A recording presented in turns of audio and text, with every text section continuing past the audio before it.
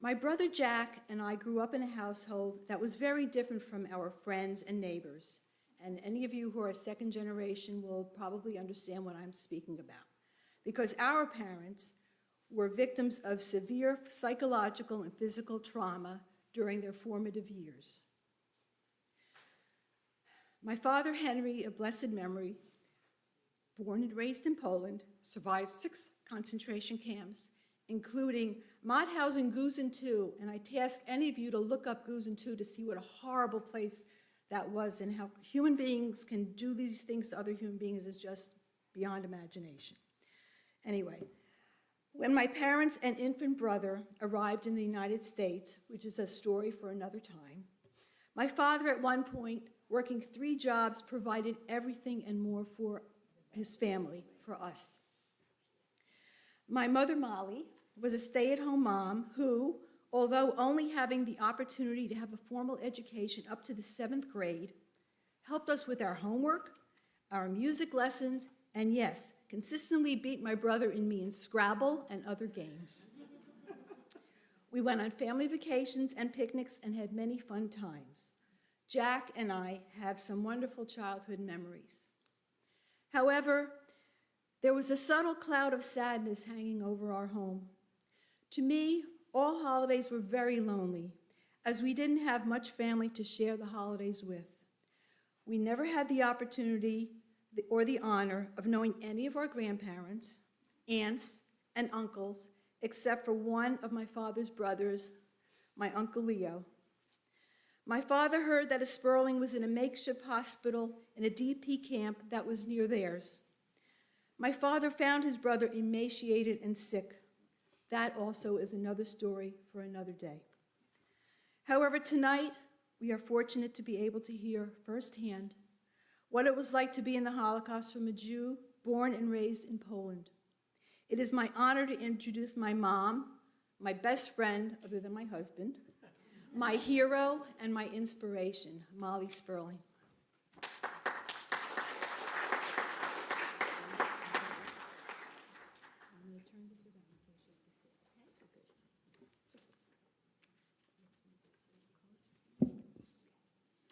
Thank you, Trudy. You just touched my heart.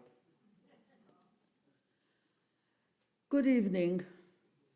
Thank you for inviting me to speak to you about a very sad, tragic time in the history of mankind, the Holocaust.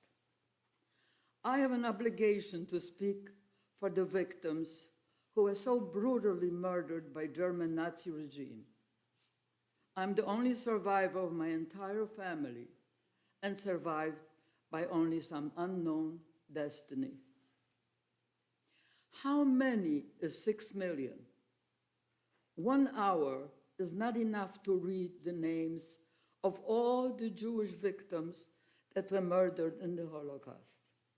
Neither is 1 day or 1 month. It would take almost 1 year to mention, however briefly, the names of all the Jewish men, women, and 1.5 million children who were murdered during the Holocaust. It is hard to grasp the meaning of 6 million deaths when often we are moved to tears by the suffering of only 1 child or 1 person. My story. My parents, sister, and brother and I lived in the city of Krakow in Poland. Our lives were very normal before the war. My parents were successful business people who owned and operated a sawmill where plywood and veneer for making furniture was manufactured. My sister, brother, and I attended school. Life was normal. I was 13 years old when on September 1st, 1939, the war started. The German army invaded Poland and shortly after that, occupied Krakow, the city I lived in. Very soon after the occupation, lives for Jewish people changed. The Germans had specially trained troops called Einsatztruppen, or better known as Gestapo. They were the killing squads especially trained to deal with the Jewish population. And so the persecution started. First, all prominent Jews were arrested: doctors, lawyers, professors, teachers, for no other reason but that they were Jewish. Schools were closed for Jewish children, also all houses of worship. We were issued a white armband with a Star of David on it, which we had to wear while on the street. Also a yellow ID card with a number, photo, and the word Jew. Anyone stopped by the German Nazi on the street without these two items was arrested, beaten, or even shot to death. There was also a curfew for all Jewish people. We were not allowed on the street after 8 p.m. My father's business was taken over by a German Nazi, and my father was forbidden to enter his own business. All Jewish storefronts were painted with the Star of David and the word Jude, Jew, and no one was allowed to shop there. Then, an order was given for Jewish people to bring all their valuables, furs, silver, jewelry, to huge warehouses. After that, homes were raided, and if any valuables were found, people were arrested, beaten, or even shot to death. In 1941, all Jewish people were forced to move into the Krakow ghetto, as did my family and I. This ghetto was different from the ghettos you hear about. A 10-foot-high stone wall was built that surrounded a few streets in a certain part of town, with one gate, which was always locked and guarded by the German Nazis. People that were ordered to do forced labor outside the ghetto were closely watched, and upon returning were thoroughly searched, and if someone tried to smuggle some bread or potatoes into the ghetto, was shot to death. The hunger was great. Food was rationed. There was very little of it. Living conditions inside the ghetto were unbearable. We had to share one little apartment with few families. To get some privacy, we hung sheets or blankets from the ceiling to separate the space each family lived in. But worst of all, the Nazis raided the apartments constantly, day and night. They forced doors open, shot people at random, or took them away, never to be seen again. On January 1942, in a beautiful villa in the town of Wannsee, a meeting was called by the highest-ranking German Nazi leaders to decide the destiny of Jewish people in Europe. It was called the Wannsee Conference. The purpose of this meeting was to launch the so-called final solution of the Jewish people and in the fastest and most efficient way. They declared that Europe will be free of Jews, and the language of the Wannsee Conference became an industry of death.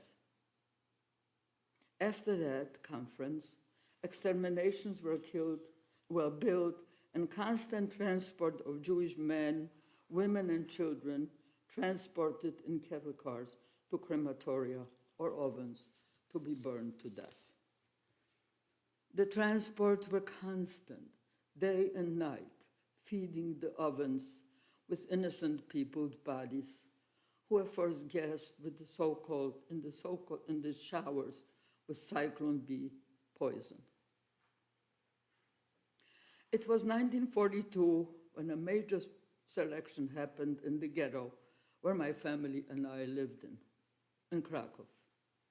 That day, my parents and sister were selected, along with many others.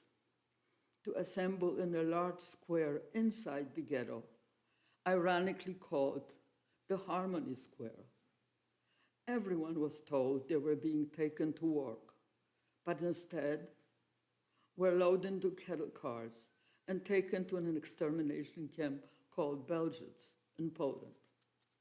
I never saw my parents and sister again after that day. I was left with my brother in the ghetto. I was separated from my brother a few months later when the ghetto was being liquidated altogether.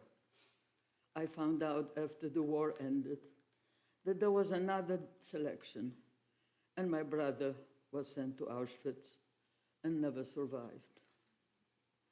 Terrible, cruel things happened during the liquidation of the ghetto. Old people were separated from the young, families torn apart, children torn away from the arms of parents and killed in front of them, screaming, crying, blood everywhere. A sight hard to imagine, but it is etched in my memory forever. Again, I somehow survived and was taken with a large group to my first concentration camp called Plaszow, on the outskirts of the city. This was a Jewish cemetery. Wooden barracks were built on top of this Jewish cemetery, the gravestones laid out for us to walk on. Inside the barracks were three-tier wooden boards resembling shelves, built along the walls of the barrack, with no separation between us, and we were given only one blanket. But again, selections, always selection, with people disappearing or shot at random, thrown into a pit and covered with a little dirt. I saw that with my own eyes. One night while at work, a few German Nazis threw open the door, guns blazing, shot a few people at random, and the rest of us were taken into cattle cars. We didn't know where we were being taken. It was end of November, cold, snowing, and windy. I just had the striped dress on. The conditions in the cattle cars are truly indescribable. We were crowded with just enough room to stand.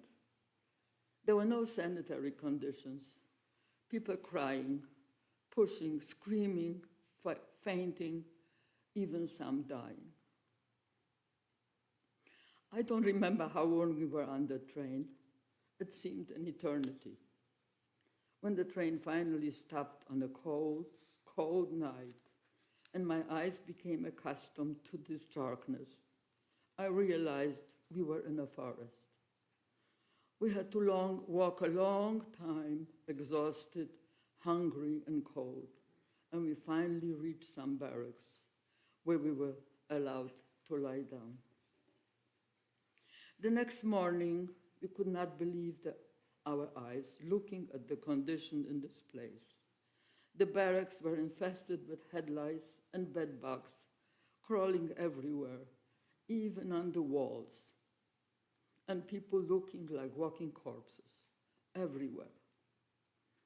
This was my second concentration camp, a chemical bomb factory called HaShoah.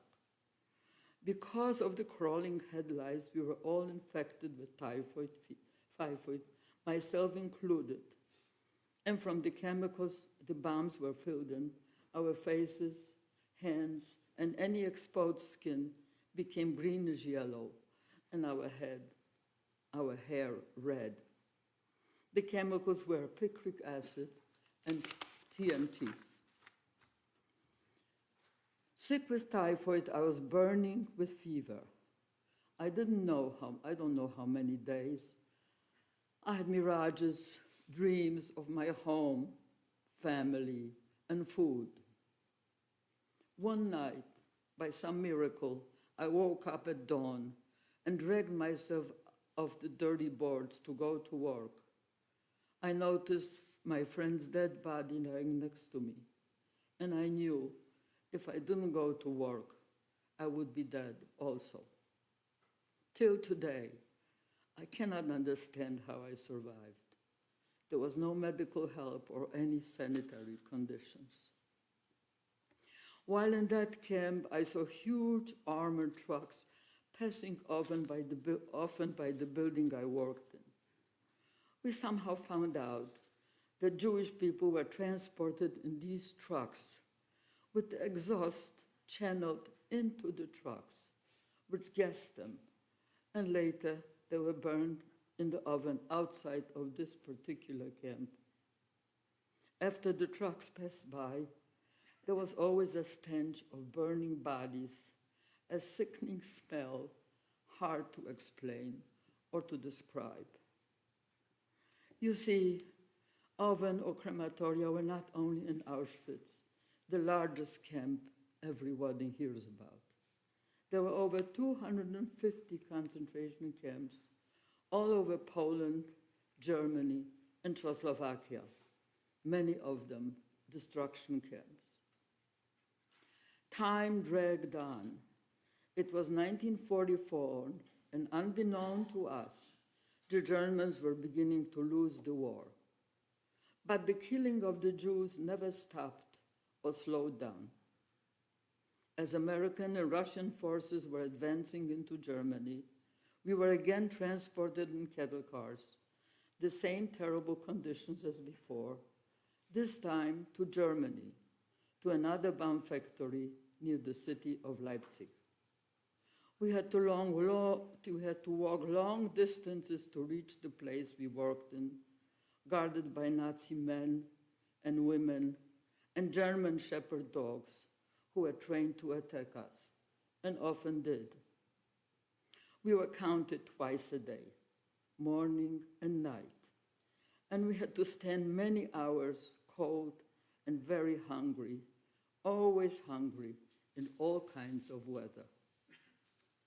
Toward the end of 1944, Germany was being bombed by American Air Force. We welcomed the planes, not believing our eyes.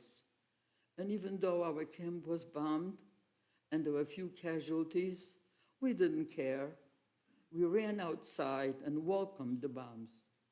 We had no fear of death, since we were almost half dead anyway.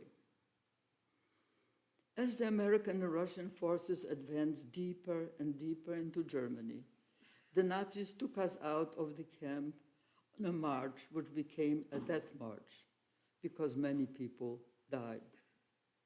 Their plan was to take us to the nearest extermination camp, but they couldn't because of the walls of fire around us and bombs going on off constantly.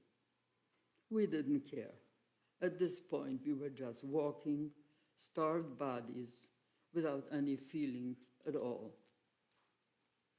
We marched for 3 weeks without any food, water, or rest. Whoever sat down for even a moment was shot on the spot.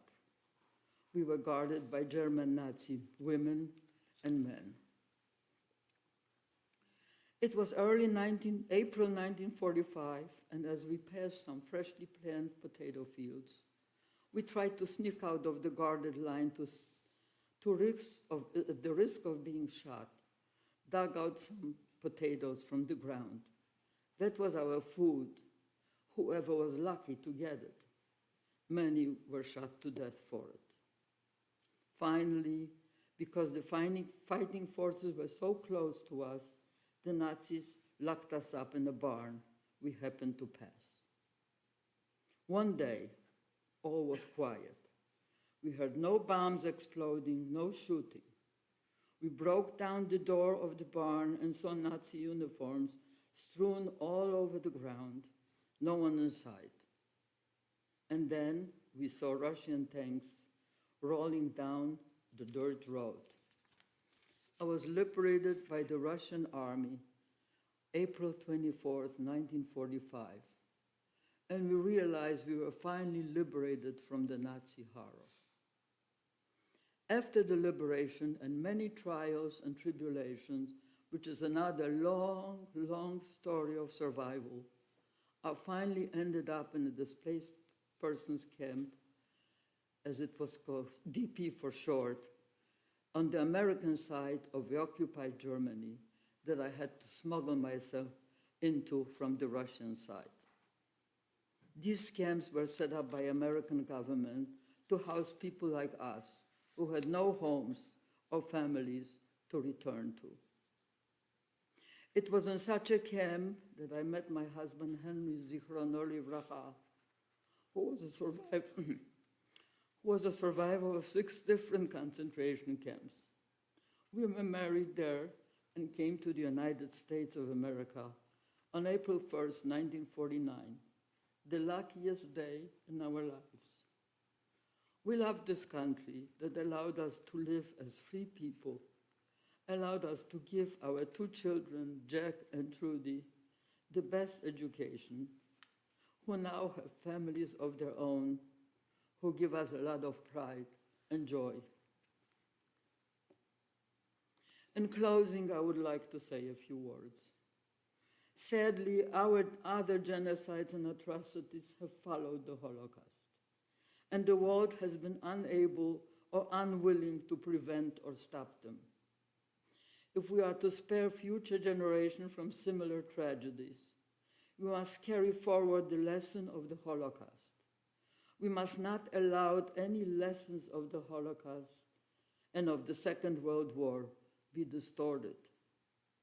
The first lesson is that just as human beings have power to destroy, we also possess an enormous capacity to learn and to create. It is a tragedy that the international community has not been able to stop new horrors in the years since the Holocaust.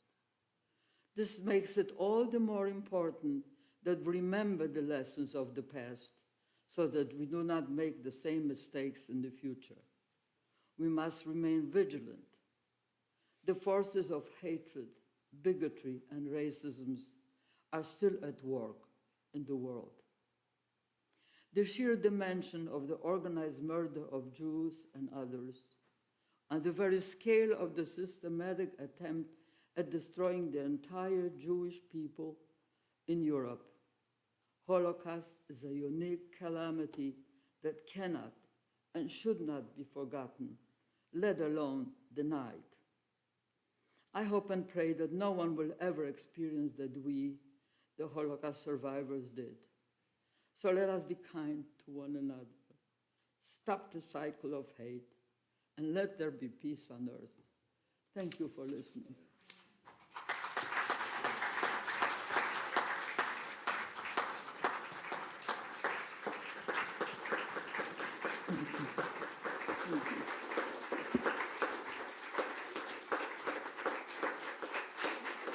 As you can see, why she's my hero.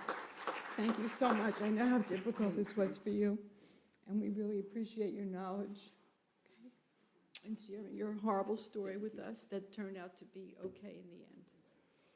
Thank you for listening.